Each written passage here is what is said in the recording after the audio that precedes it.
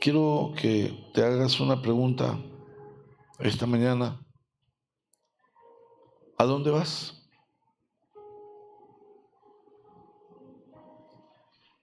Pregúntate, ¿a dónde voy? ¿Cuál es mi destino? ¿Cuál es mi proyecto? ¿A dónde vas? Y ese es el título de nuestra prédica esta mañana. Quiero pedirles por favor que me acompañen a la segunda carta a los Corintios, en el capítulo 3. Segunda carta a los Corintios, capítulo número 3. Y vamos a leer el versículo 1 al 6. Pero de manera especial empecemos con el versículo 3. ¿Lo tenemos? Muy bien. Dice en la segunda carta a los Corintios, en el capítulo 3, en el versículo 3, es evidente que ustedes son una carta de Cristo, expedida por nosotros, escrita no con tinta, sino con el Espíritu del Dios viviente, no en tablas de piedra, sino en tablas de carne en los corazones. Leámosla nuevamente, por favor. Pero vamos a leerla juntos, ¿ok? Es evidente que ustedes son una carta de Cristo, expedida por nosotros, escrita no en tinta, sino con el Espíritu del Dios viviente, no en tablas de piedra, sino en tablas de carne en los corazones. Cierren sus ojos. Padre, te damos gracias esta mañana, Señor. Gracias por este tiempo. Te entregamos, Señor, esta mañana. Te pedimos perdón, Señor, porque quizás te hemos ofendido, seguramente te hemos ofendido, Señor. Te pedimos perdón porque no hemos estado con toda la intención, Señor, de honrarte. Te pedimos perdón porque nos hemos dejado distraer. Te pedimos perdón, Señor, porque quizás algunos ni siquiera hoy han querido venir, Señor, pero presentamos ante ti nuestro corazón y te pedimos que nos hables, que toques nuestro corazón y que hables directamente a Él, Señor, que sea el suave murmullo, hablándonos, inquietándonos y llevándonos a una confrontación y a niveles superiores.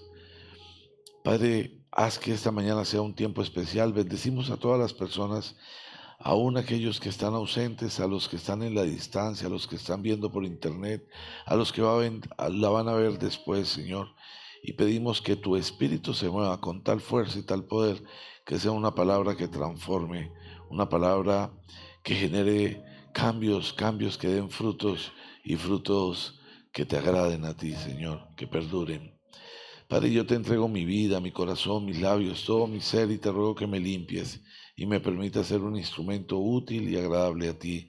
Te lo pido en el nombre precioso de Cristo Jesús. Amén y amén. Ok, dice en el versículo 1, ¿acaso comenzamos otra vez a recomendarnos a nosotros mismos?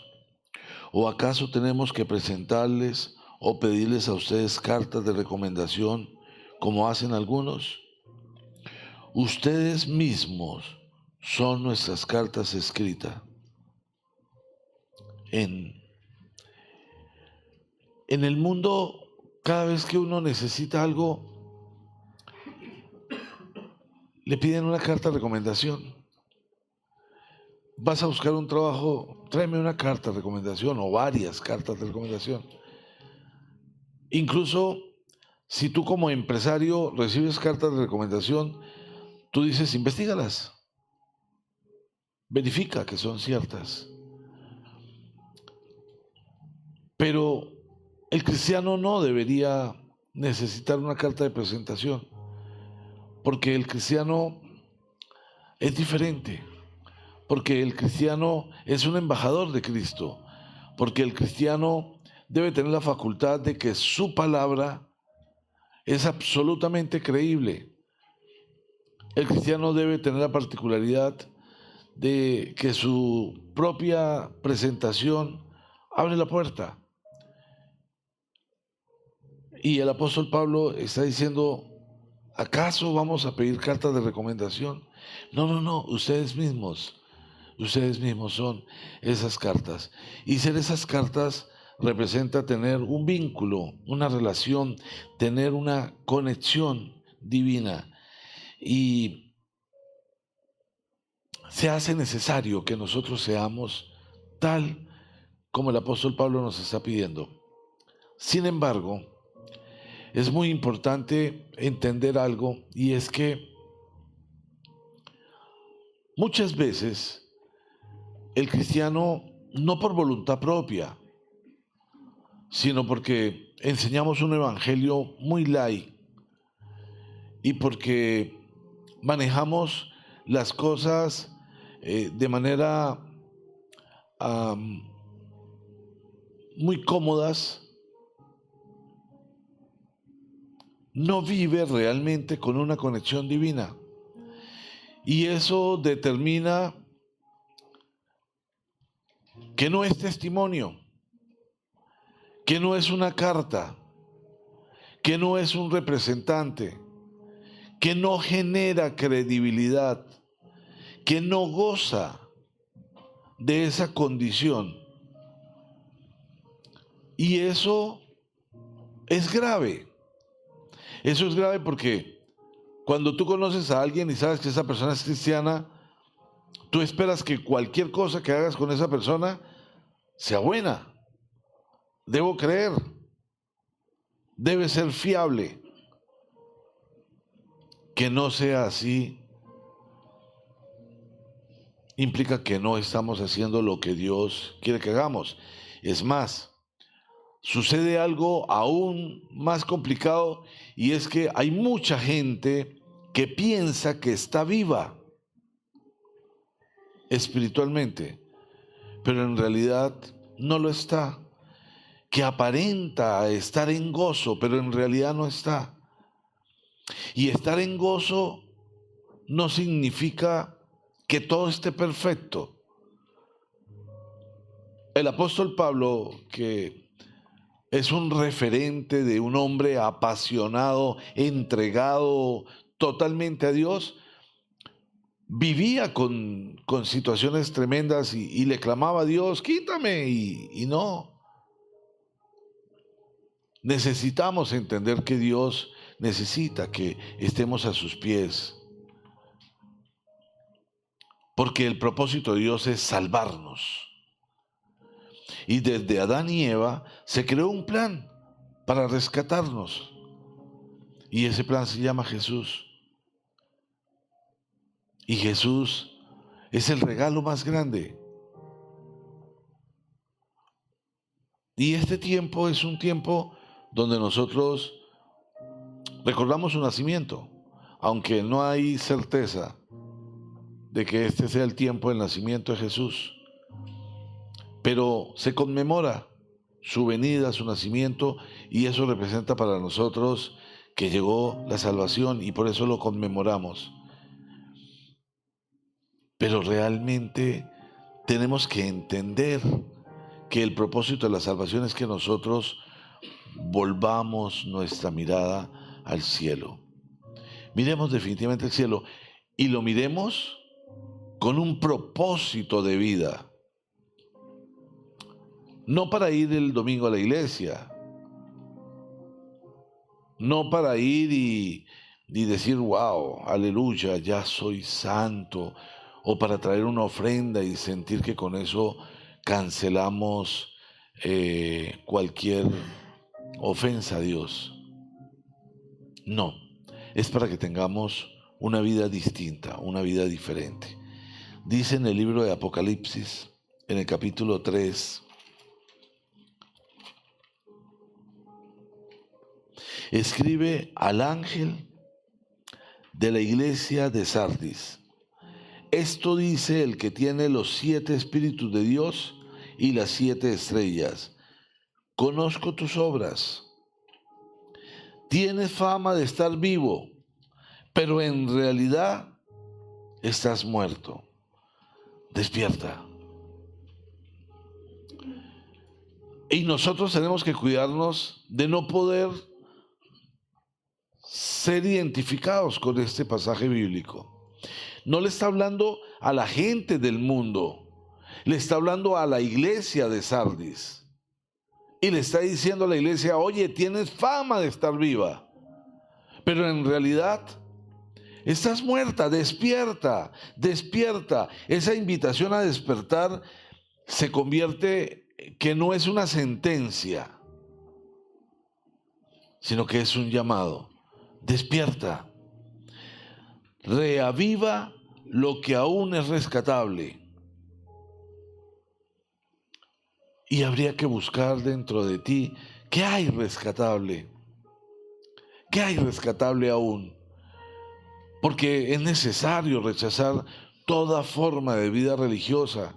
Es necesario rechazar todo lo que te convierte el vínculo con Dios en una rutina, en una apatía. Y para eso se hace fundamental que concibas un estilo de vida que realmente te permita saber que aquí estamos de paso, que somos forasteros. Forasteros, solo forasteros.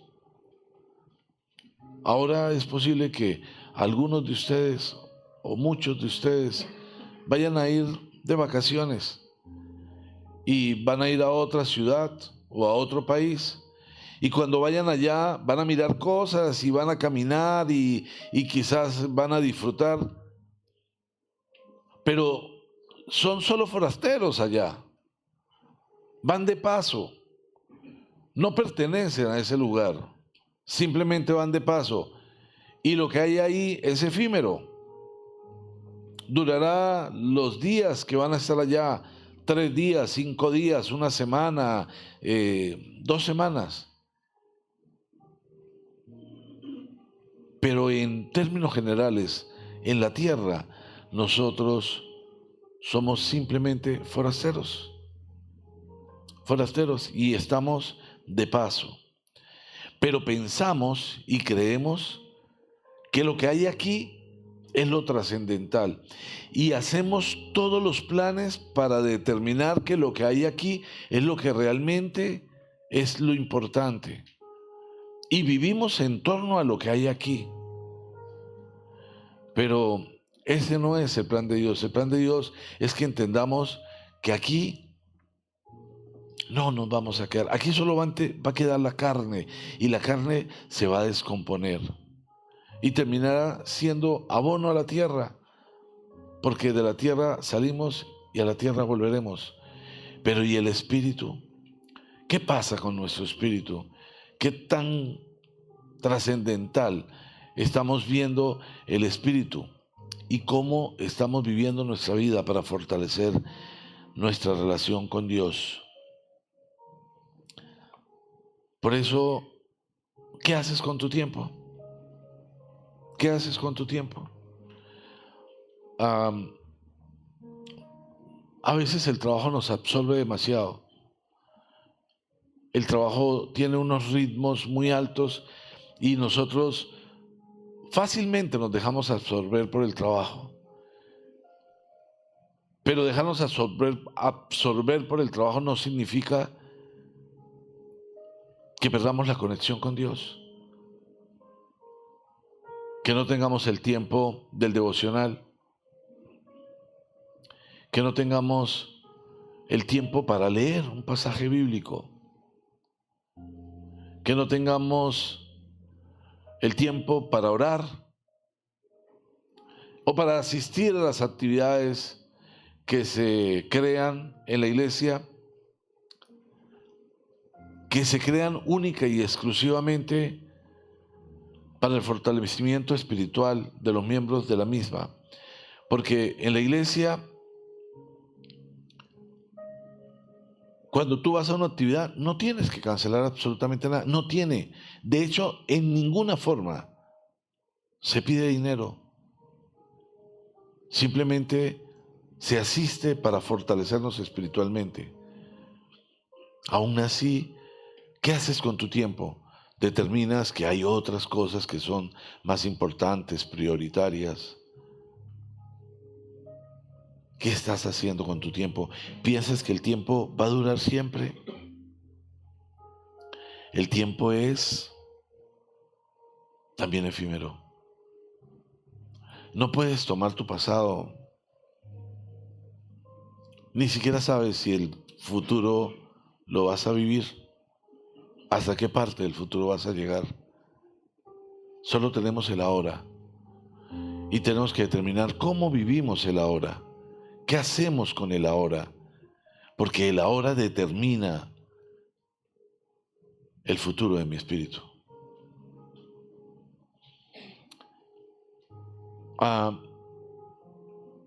Imaginémonos que nuestro vehículo tiene un daño y el daño es que el medidor de la gasolina, el combustible, no funciona. Y salimos a la carretera. Y como no sabemos cuánta gasolina tenemos, no sabemos en qué momento hay que tanquear.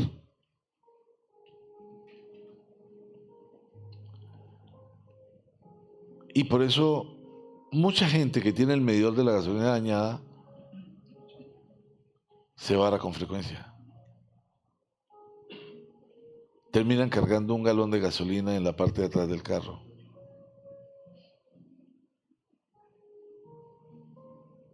¿Cómo medir el tiempo? ¿Cómo saber que el tiempo se va a agotar? ¿Y cómo prepararnos para que en todo tiempo, en todo momento nosotros estemos asegurando que ese gran regalo que fue la reconciliación con Dios realmente determina que es el sueño, es mi anhelo, es lo que yo quiero experimentar, estar eternamente en la presencia de Dios? Y eso me convierte en un adorador. Si realmente mi anhelo es estar en la presencia de Dios, pensar en que esa promesa de ese paraíso, de ese vínculo, es lo que yo anhelo, entonces me convierte en un adorador. Y muchas veces pensamos que el adorador es aquel que se para aquí al frente y canta, pero adoramos a Dios con nuestra vida. Adoramos a Dios con el amor.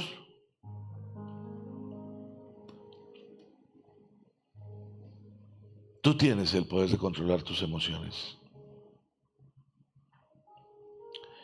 Y nuestras emociones a veces nos enojan. Estoy seguro que si dijera, si alguno aquí se ha enojado, levante la mano, sería necesario que todos la levantaran. Porque todos nos enojamos. Pero nosotros decidimos qué hacemos con nuestras emociones.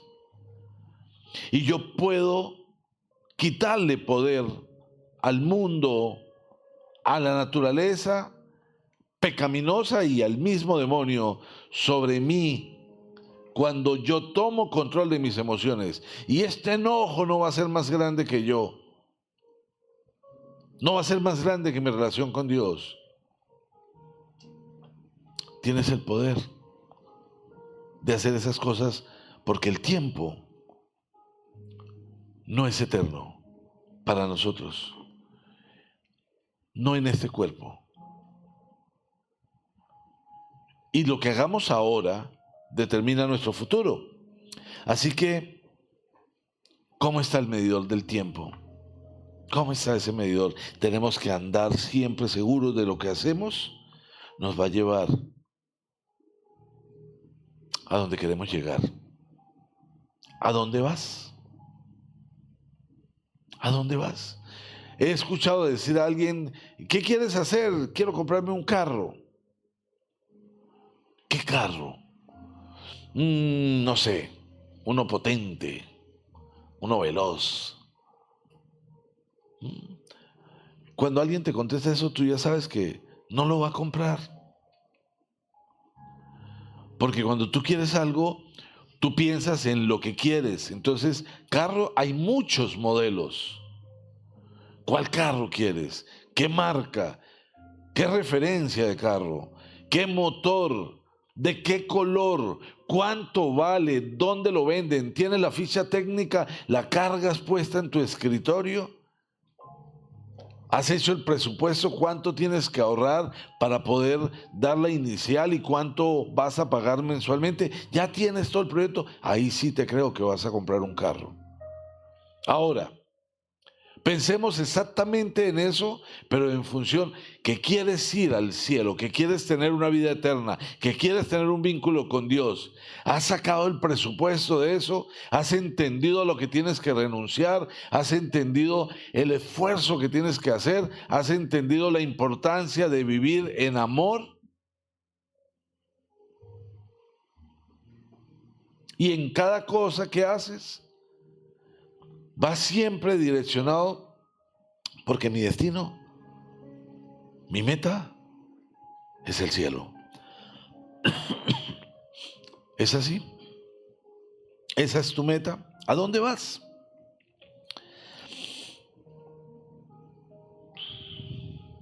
No podemos pensar que esto es todo lo que hay. Si pensamos que esto es todo lo que hay, nuestra vida se convierte en una rutina. Levantarnos, hay que correr, hay que ir al trabajo, necesitamos cubrir tal cosa, pagar tal cuenta, vamos a hacer esto, pero todo es una rutina y no salimos de esa rutina. Así la rutina sea crecer.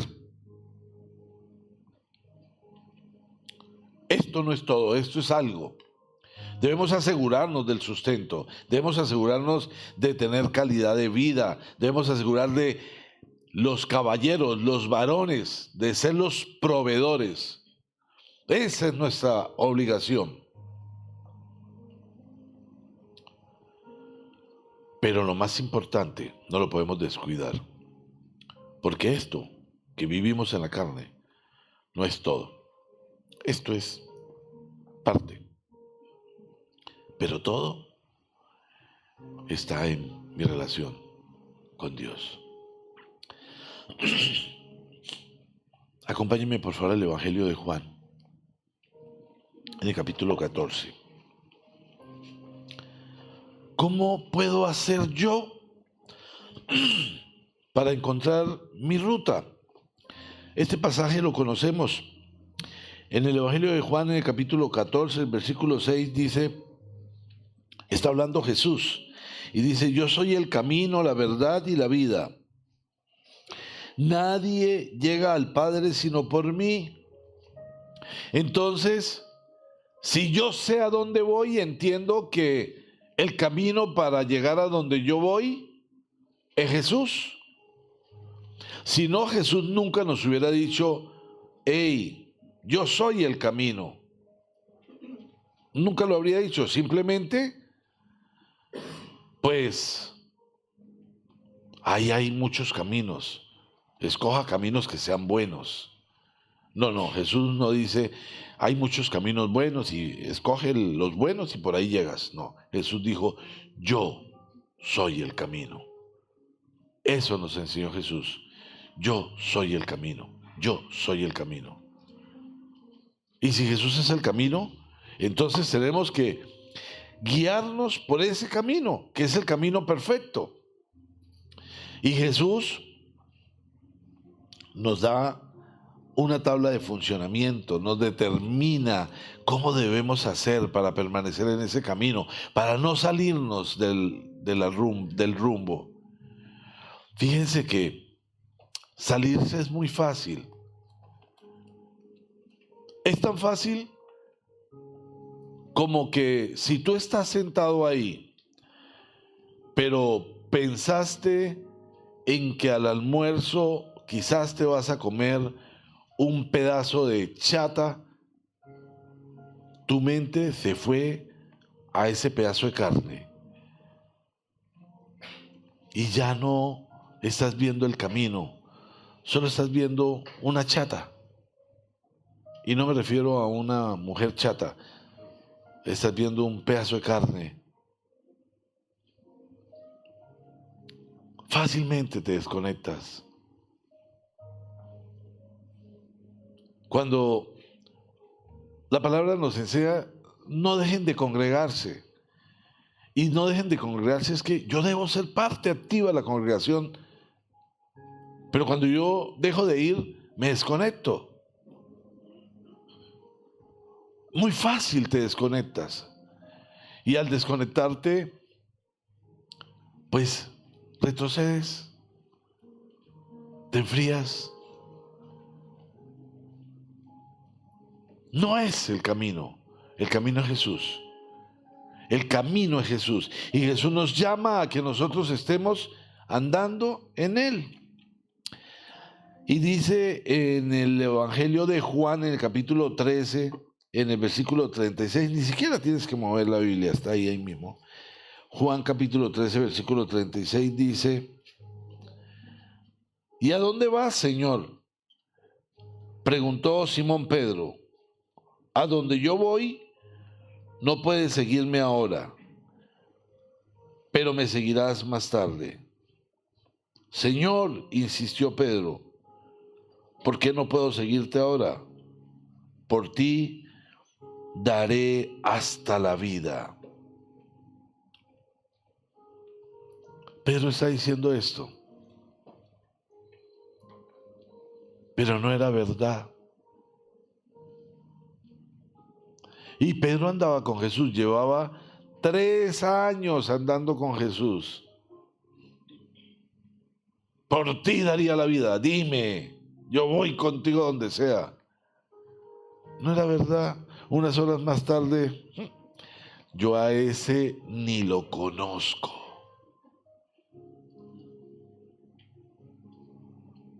Y no podemos pensar que nosotros estamos en posiciones más fuertes y más sólidas que las de Pedro.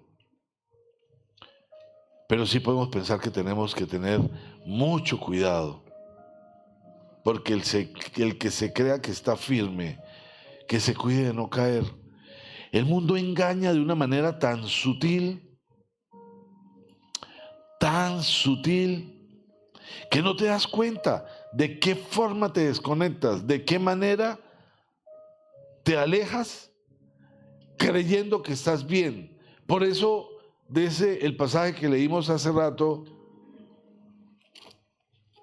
conozco tus obras, tienes fama de estar vivo, pero en realidad estás muerto. Y para nosotros es complejo, pero estás muerto viniendo a la iglesia. Eso es más cruel, es más difícil de comprender. Porque estando en la iglesia y quizás siendo parte de la iglesia y a veces aún sirviendo en la iglesia y estás muerto. Y no debe pasar, no debe suceder. No podemos permitir que funcione de esa manera. Debemos asegurarnos de estar despiertos. No sea que suceda como las novias, que cuando llegó el novio no tenían las lámparas encendidas y no pudieron ser encontradas por el novio. Y en Juan, en el capítulo 4, Juan capítulo 4, versículo 24 dice: Dios es espíritu, y quienes lo adoran deben hacerlo en espíritu y en verdad. Quienes lo adoran deben hacerlo en espíritu y en verdad. Piensa, ¿estoy adorando a Dios en espíritu y en verdad? ¿Las cosas de Dios merecen toda mi reverencia? Este tiempo es un tiempo donde debemos fortalecernos espiritualmente, más que en otros tiempos, quizás, porque estamos recordando que Él vino para salvarnos. Y Navidad se convierte en un tiempo de reconciliación. Mucha gente se reúne, mucha gente decide perdonar. Las familias en diciembre se encuentran. y durante todo el año no se hablaron. Pero en diciembre se encuentran, se abrazan, se dicen cosas bonitas. El 3 de enero vuelve y juega, chao. Pero esto es un tiempo que se considera un tiempo especial. Pero no podemos vivirlo como muertos espiritualmente. Hay que pensar en que Dios nos está indicando la manera de hacer las cosas. Nos indica que podemos hacer las cosas de una manera distinta. Lo que Dios nos pide es un estilo de vida. Un estilo de vida.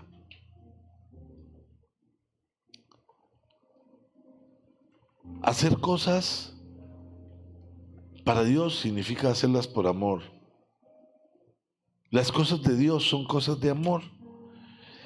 El fuego, el avivamiento es una consecuencia de tener una relación con Dios. Si tú sientes que te estás enfriando, despierta, porque te vas a quedar con la fama. Estando muerto, despierta. Es tiempo de reaccionar. Mira a la persona que está a tu lado, mírala a los ojos y dile, despierta. Vuelva y mírala y dile, despierta. Es hora de que despiertes. No te quedes con la fama. Ahora cuando llegues a casa te miras al espejo y te dices 20 veces, despierta, despierta. Porque decirle al vecino es muy fácil. Pero mirándote al espejo, quizás vas a encontrar mayor peso para ese llamado. ¿A dónde vas? ¿A dónde vas?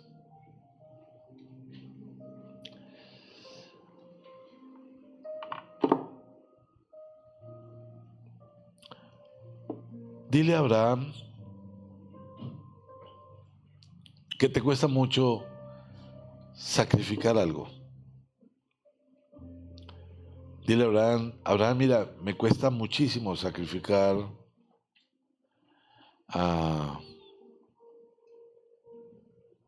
la discoteca. Me cuesta mucho sacrificar el trabajo los domingos. Me cuesta mucho sacrificar el tiempo de dormir y descansar y pereciar. O no me pidas que venga a una reunión en la noche o que me conecte a una reunión. Me cuesta mucho. A esa hora estoy haciendo otra cosa. Dile, Abraham, que te cuesta dejar una relación en yugo desigual. O que te cuesta mucho dejar de hacer negocios torcidos. O que te cuesta mucho dejar de decir mentiras. Porque es que yo no digo mentiras, cositas chiquiticas. Dile a Abraham eso. A ver si él lo puede entender. ¿Y por qué te digo que se lo digas a Abraham? Porque Abraham, cuando Dios le dijo, ofréceme a tu hijo en sacrificio, tu hijo, el hijo que había esperado toda la vida, el hijo por el que había adorado, había orado toda su vida. Y Dios le dijo, entrégamelo. Y Abraham lo tomó y lo llevó y lo puso para el holocausto. Si no le da la orden el ángel del Señor, Abraham hubiese sacrificado a su hijo. Pero a ti te cuesta sacrificar algo para Dios. Uy, Señor, no me pida que llegue temprano. Uy, no. Llegar temprano significa dormir media hora menos. Horrible. Pero tú sabes que igual te amo. Tú sabes, tú y yo. Wow. Alguien me decía esta semana, cuando me preguntan en la iglesia, ¿cómo está tu relación con Dios? Yo digo, bien. y me preguntan, ¿y Dios piensa lo mismo? Yo digo, sí, claro. Pero esa persona me decía, pero no es verdad. Yo sé que Dios no piensa lo mismo.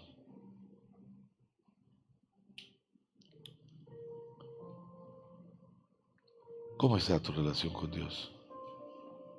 Vamos a prepararnos para vivir un tiempo especial. Yo los invito a eso, a que fortalezcamos los corazones, a que tengamos ese fuego, a que realmente haya una pasión especial, que la Navidad sea un tiempo de reconciliación, pero en el amor de Dios. El amor de Dios es perfecto. El amor de Dios no dice yo te perdono, pero no hay condiciones. El amor de Dios es perfecto. El amor de Dios nos lleva a colocar a Dios en primer lugar, a tener ese vínculo. No existe la posibilidad de que Dios ocupe un segundo lugar, porque el Señor nos decía hace poco, pero tengo en tu contra que has abandonado tu primer amor. Y el primer amor es Dios. Dios te pide, nos pide que Él sea nuestro primer amor. Y muchas veces pensamos en que sea nuestro primer amor para que me solucione las cosas. Pero una vez la soluciona, bueno, espérate, si llego a tener otra crisis, vuelvo por acá. Tú sabes. Pero no funciona de esa manera.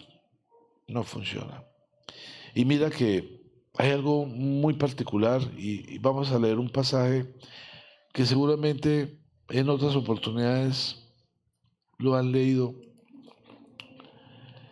Y está en el libro de Ezequiel.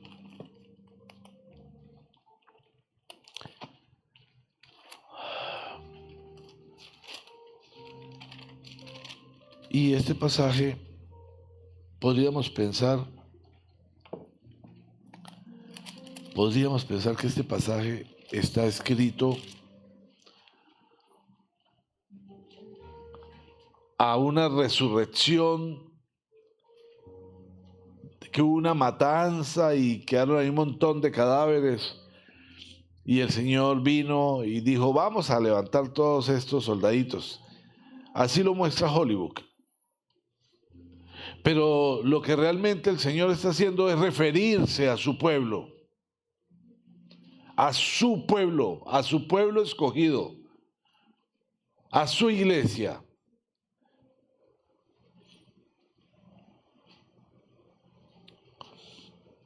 Yo quiero pedirles a todos que por favor levanten su mano derecha. Piensen en Dios y le digan a Dios, Señor, yo vine a escucharte. Quita todo lo que me estorba, porque mi destino eres tú. Amén.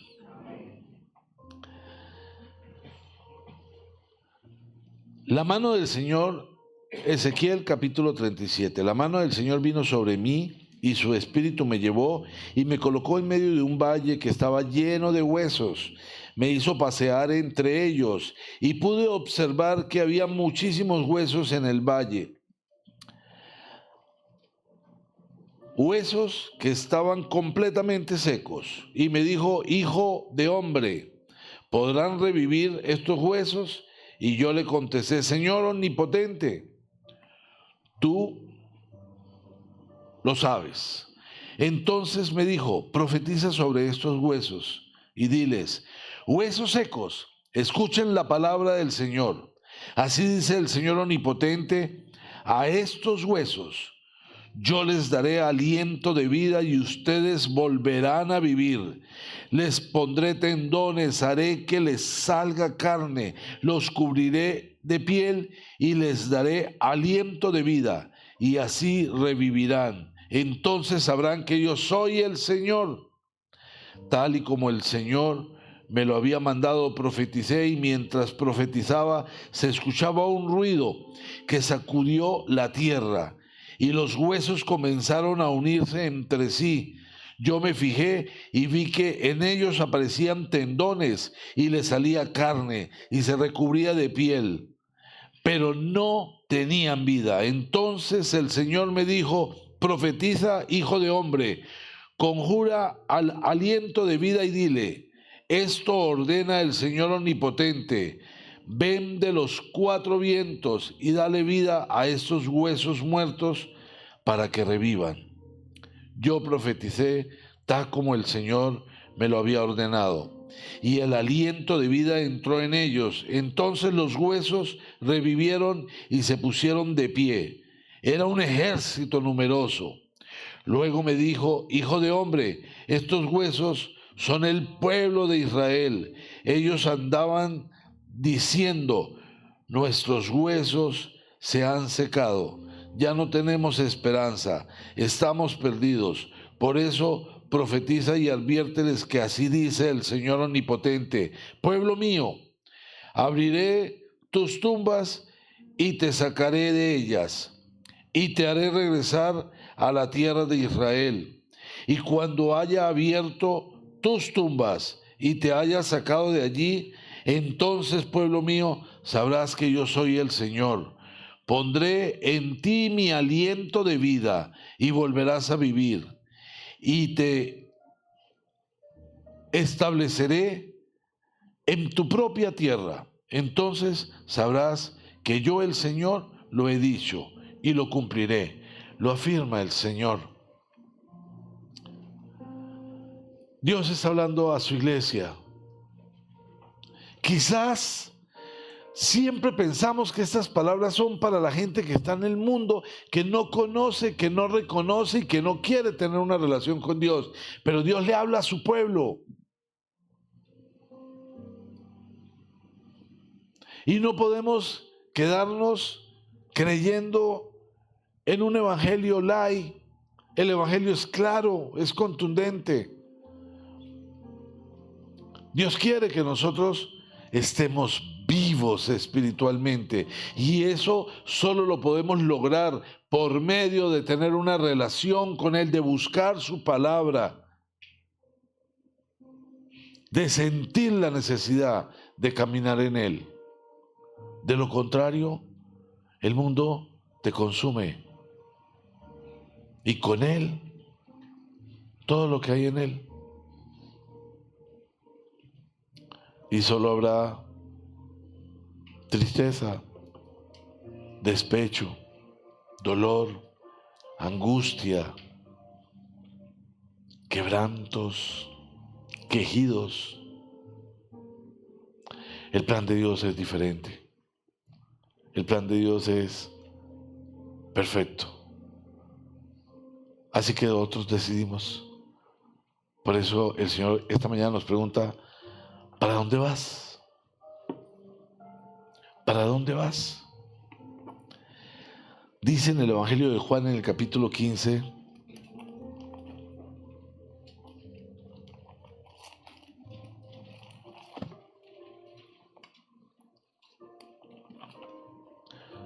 Juan capítulo 15, en el versículo 10, dice: si obedecen mis mandamientos, permanecerán en mi amor, así como yo he obedecido los mandamientos de mi Padre y permanezco en su amor. Dios nos dice la manera de permanecer en su amor.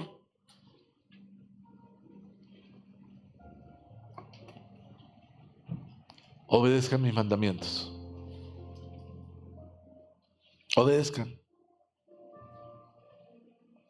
Y entonces, dentro de la pregunta ¿dónde vas? ¿Soy obediente? ¿Dejo que la Biblia, que es el manual de vida, marque la pauta de mi manera de vivir? ¿Realmente aquí está escrito, pero aquí lo vivo? ¿Eres obediente? Me encanta que Dios nos promete muchas cosas. Dios nos promete muchas bendiciones y nosotros nos apropiamos de las bendiciones. Yo estoy seguro que en la Biblia, de la persona que subraya los pasajes que le gustan, la mayoría de los pasajes que están subrayados son de bendición. ¡Wow! Dios me dijo, y le pone la fecha, ¿no? Pero si Dios te dice, Satanás me ha pedido permiso, le ha pedido permiso a mi padre para zarandearte y mi padre se lo ha concedido, ese no lo subrayas. Uy, te reprendo, Satanás. Hijos de mí, ese pedacito de lo doblas para no volver a verlo. Pero sucede. Sucede. Y eso se lo dijo Dios a Pedro, se lo dijo Jesús a Pedro. Pedro no sabía lo que eso significaba. Y pasó por tiempos muy particulares. Pero en victoria. Ahora está en victoria eterna.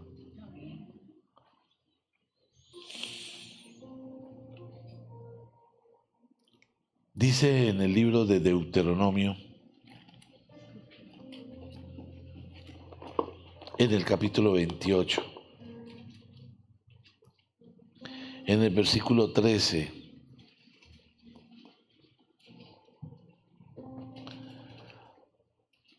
Deuteronomio capítulo 28, versículo 13 dice, el Señor te pondrá a la cabeza, nunca en la cola. Siempre estarás en la cima, nunca en el fondo, con tal de que prestes atención a los mandamientos del Señor tu Dios, que hoy te mando, y los obedezcas con cuidado. Jamás te apartes de ninguna de las palabras que hoy te ordeno para seguir y servir a otros dioses. El Señor te pondrá a la cabeza. Esa parte hay que subrayarla. ¡Wow! ¡Me encanta! ¡Aleluya! Eso forma parte de un pasaje de la Biblia que se llama bendiciones por la obediencia. Dios nos manda a ser obedientes. Y mi pregunta, ¿entendemos que la obediencia es siempre? Porque podemos obedecer a veces.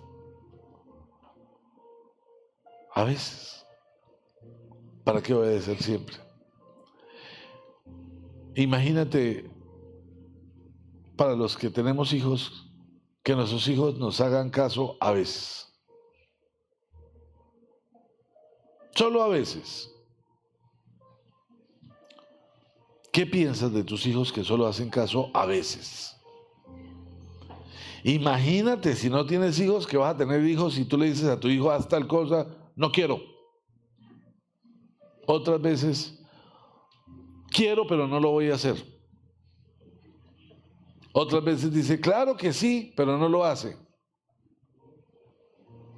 Otras veces dirá, oh sí, claro que sí, tú sabes que por ti hago lo que sea. Pero tampoco lo hace. De todas esas figuras, ¿qué quieres? O alguien que no dice nada, pero lo hace.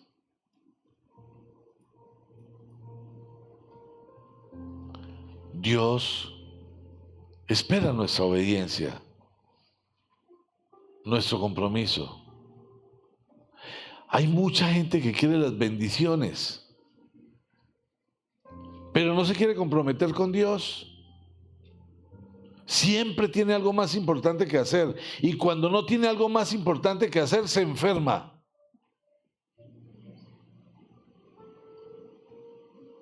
Es decir, vive abrazada por el mismo diablo. Esa gente. Dios quiere que seamos obedientes. Recuerden, las justificaciones solamente le sirven al que las da. La obediencia es la llave de las bendiciones. Y si ustedes quieren saber todas las promesas de bendición de Dios sobre su vida, les dejo una invitación. Léanse Deuteronomio 28, del capítulo 1 hasta el 14. De ahí en adelante no se lo lean, porque de ahí vienen las maldiciones por la desobediencia, y usted esa parte no la va a querer leer.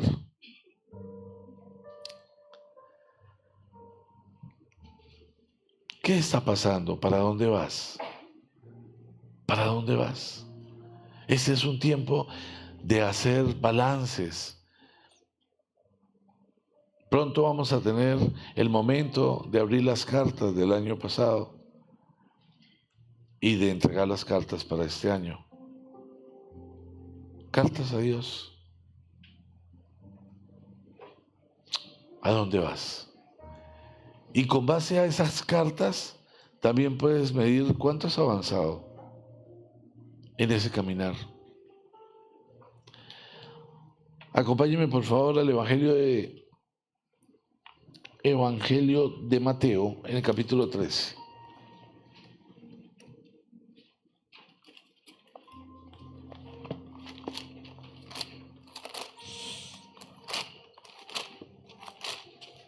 Mateo capítulo 13.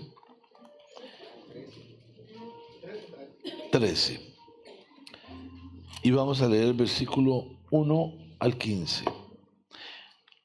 Ese mismo día salió Jesús de la casa y se sentó junto al lago.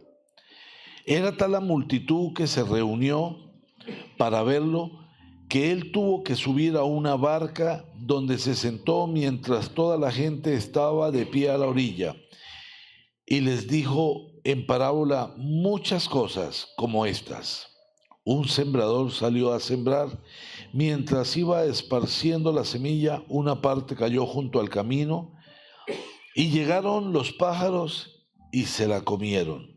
Otra parte cayó en terreno pedregoso, sin mucha tierra. Esa semilla brotó pronto, porque la tierra no era profunda, pero cuando salió el sol las plantas se marchitaron, y por no tener raíz se secaron.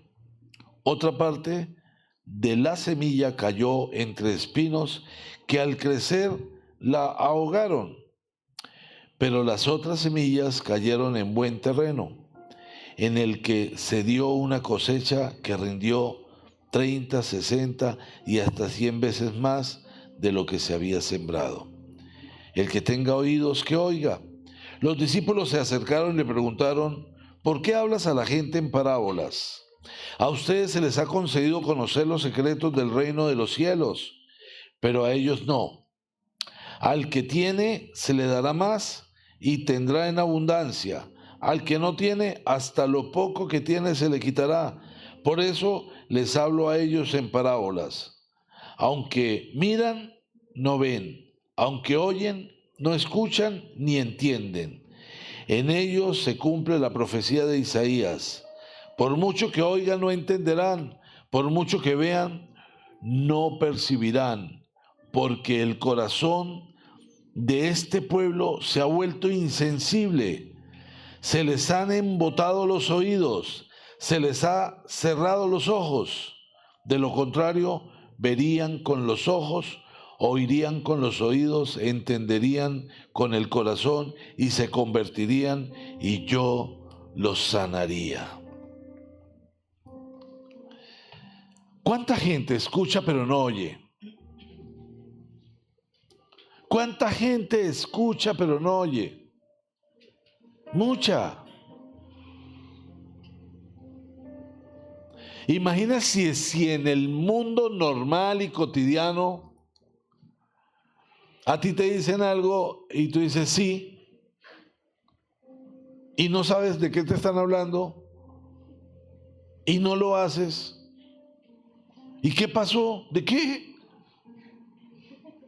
Pues eso pasa todo el tiempo en el mundo cotidiano. Ahora imagínate con la palabra de Dios, donde todo está girando alrededor de que no puedas concentrarte, que no puedas escucharla, que no se atesore en tu corazón.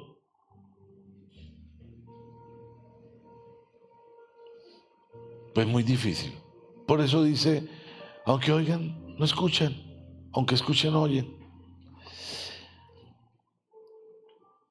Pero dichosos los ojos de ustedes, porque ven, y sus oídos porque oyen, porque les aseguro que muchos profetas y otros justos anhelaron ver lo que ustedes ven, pero no lo vieron, y oír lo que ustedes oyen, pero no lo oyeron. Escuchen lo que significa la parábola del sembrador. Cuando alguien oye la palabra acerca del reino y no la entiende, viene el maligno y arrebata lo que se sembró en su corazón. Esta es la semilla sembrada junto al camino. El que recibió la semilla que cayó en terreno pedregoso es el que oye la palabra e inmediatamente la recibe con alegría. Pero como no tiene raíz, dura poco tiempo. Cuando surgen problemas o persecución a causa de la palabra, enseguida se aparta de ella. El que recibió la semilla que cayó entre espinos es el que oye la palabra, pero las preocupaciones de esta vida y el engaño de las riquezas la ahogan, de modo que ésta no llega a dar fruto. Pero el que recibió la semilla y cayó en buen terreno es el que oye la palabra y la entiende. Este sí produce una cosecha al 30, al 60 y hasta al 100 por uno. ¿Cómo está tu cosecha? ¿Cómo está tu cosecha espiritual? Hablas de la palabra, pero ¿la estás viviendo? La gente que te conoce dice, wow, yo quiero ir donde tú vas. Enséñame de lo que tú sabes. Muéstrame cómo hacer las cosas para vivir como tú. Yo quiero ser como tú. Ese es el impacto que tienes en la vida de otras personas. ¿Estás dando ese fruto al 30, al 60 y hasta al 100 por uno? ¿O la gente te observa y dice, si así son los cristianos, mejor ni me acerco? ¿Cuál es tu fruto? ¿Para dónde vas? ¿Para dónde vas?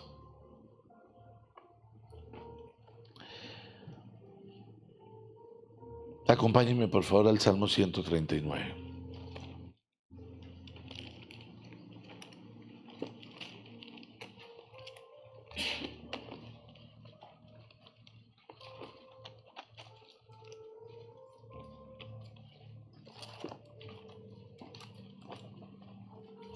Salmo 139 y vamos a leer el versículo 23 y 24.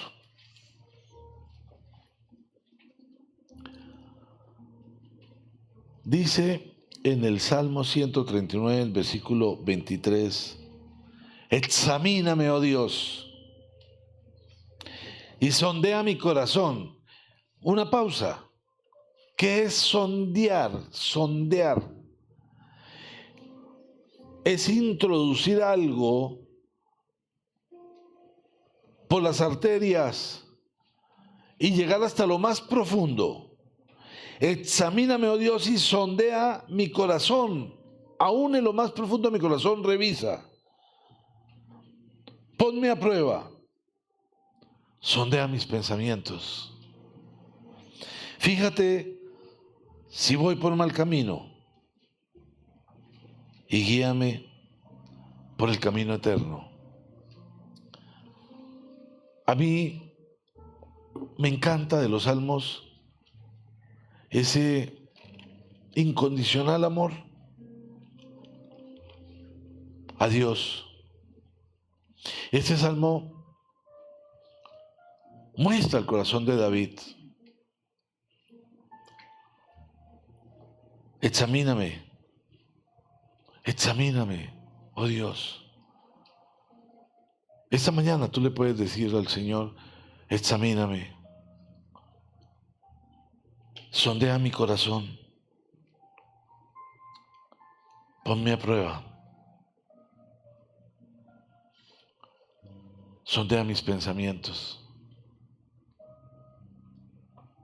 y guíame por el camino eterno. Fíjate si voy por mal camino. Quizás tú lo sabes, pero lo justificas.